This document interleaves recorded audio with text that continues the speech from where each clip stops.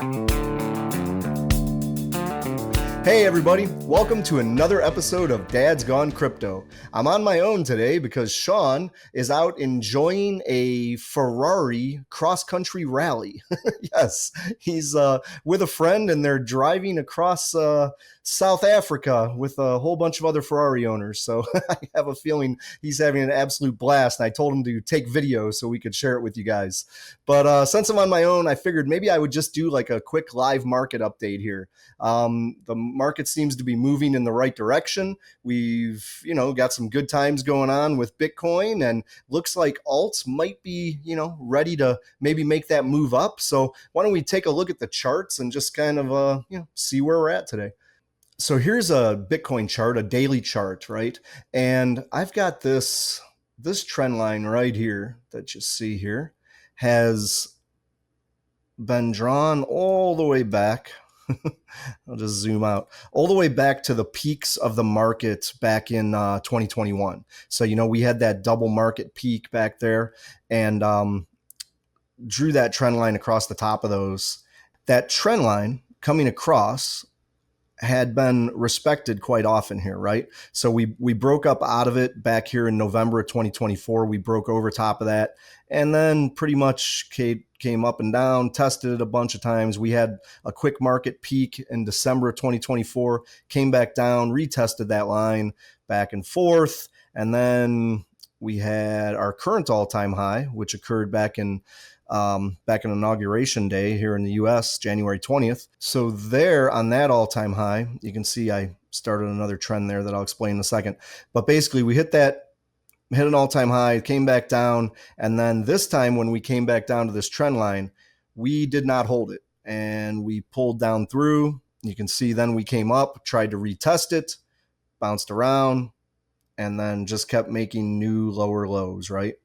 So that downward trend there continued from January 20th all the way down to April 8th here this year.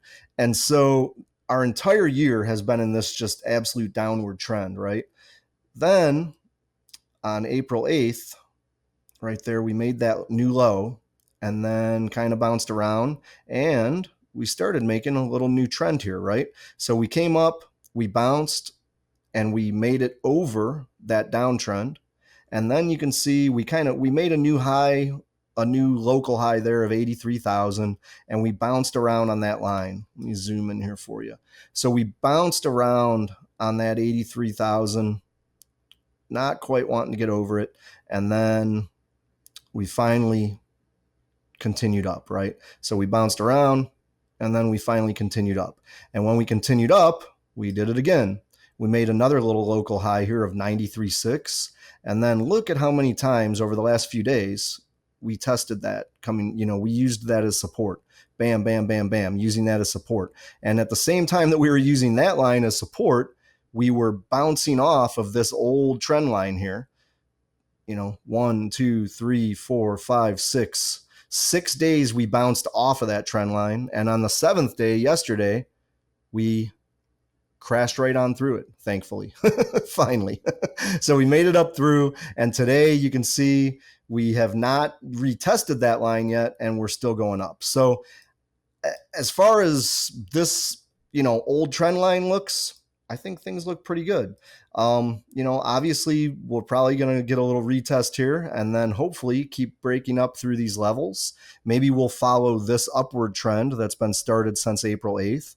And just keep, bouncing off this line for a while and hopefully take us up to some new all-time highs. That would be nice. So let's see. I think we've got quite a few other charts that will also confirm that it looks like we're doing pretty well here. We'll pop over here quickly to the Ichimoku chart and you can see back here on April 27th, we got a nice bullish TK cross and we've been trading above the cloud. And you can see, just like in that last chart where we were using that local high as the new support line, basically, you could see it's just bouncing off the top of the cloud that whole time, right?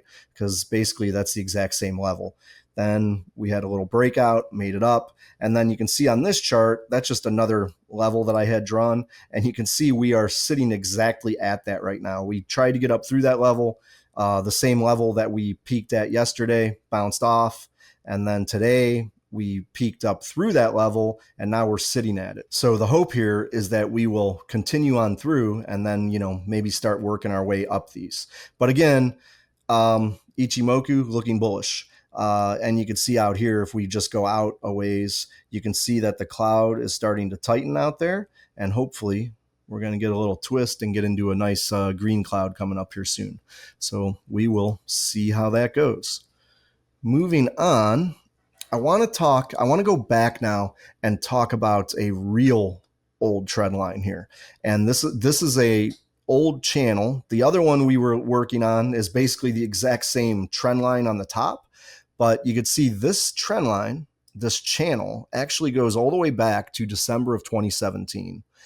And December of 2017 peak, and then the November of 2021 peak, and it keeps coming up. And you can see we tested it, then we came down. This was our big bear market there going in 2022. We respected the bottom of that channel, came up, and right there, that's right where we made our breakout on election day here in the US.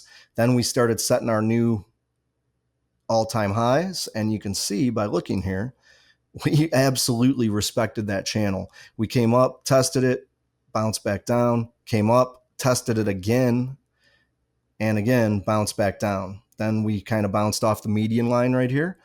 Now we're sitting at this 97.4. So the question is, where do we go from here? Is this looking like, maybe we're going to bounce around and top out up here somewhere? I mean, look at that right there is like 115,000. I know a lot of people have called for that to be a top. However, I mean, we could also bust on through this. And so, like I said, this channel has been respected all the way from 2017, but it sure would be a nice bullish case if we get here and then bounce up over this. So if we can bust out, and it's all based on a time frame here, but today, that's not going to happen today, but we'd have to bust up through 114,000. But coming into maybe June or July, that's only 116,000 at that point.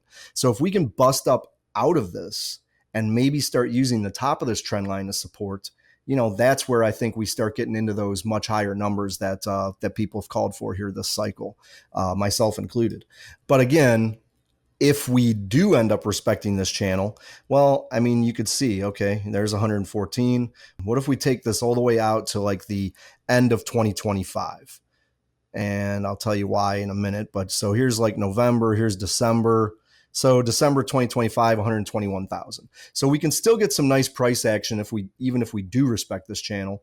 But again, what I'd love to see, and I think what all the bulls would love to see, is us break out of here and start a whole new trend. So time will tell. We'll see what happens here.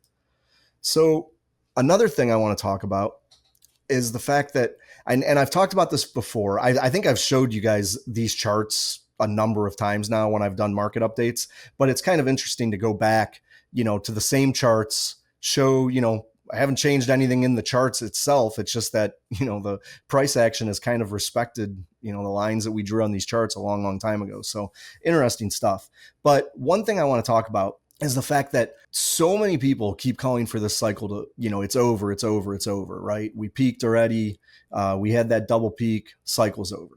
But the fact of the matter is, so far, no Bitcoin cycle has ended before November of the year after the halving. So every single cycle so far has peaked either in November or December of the post-halving year. So we currently are in a post-halving year, and that would be, November or December of this year, if it, acts like all the other cycles. And who knows? There's trends break, right? So it doesn't, not just because it happened the last few times doesn't mean it has to happen this time. But I still think there's a good possibility of something like that happening, because that's the way it's happened every time in the past. And again, past results don't mean you're going to get the exact same results this time, but I think it at least gives us an idea of what could happen. And something like that could definitely happen here. We've always got the old adage of sell in May and go away.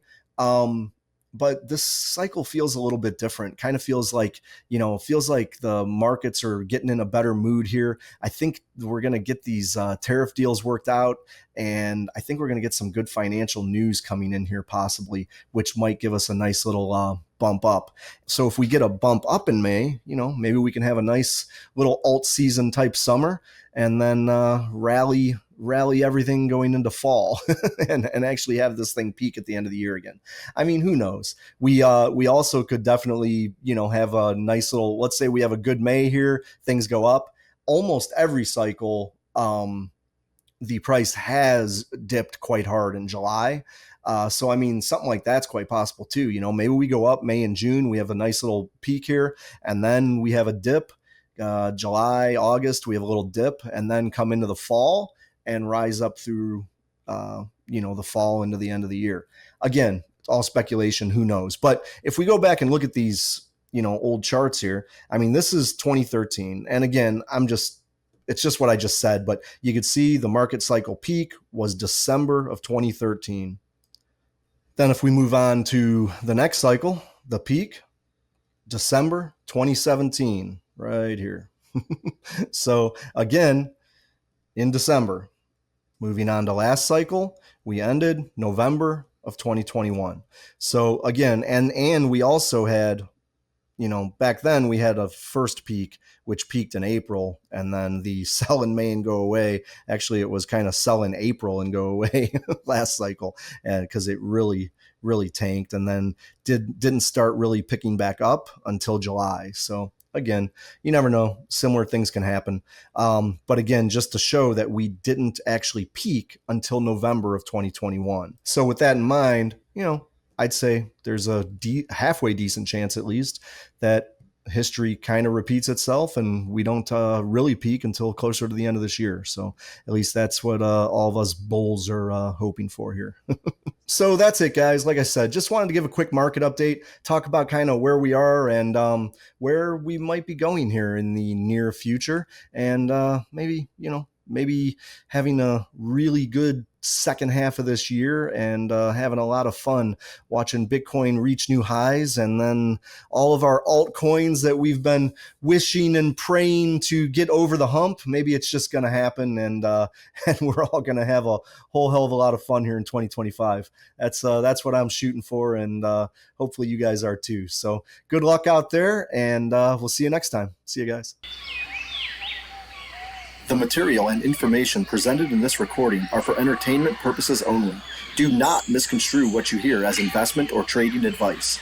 Always do your own research. The views, thoughts, and opinions expressed by the guests on this recording are their own and do not necessarily reflect those of DadsGoneCrypto or its hosts.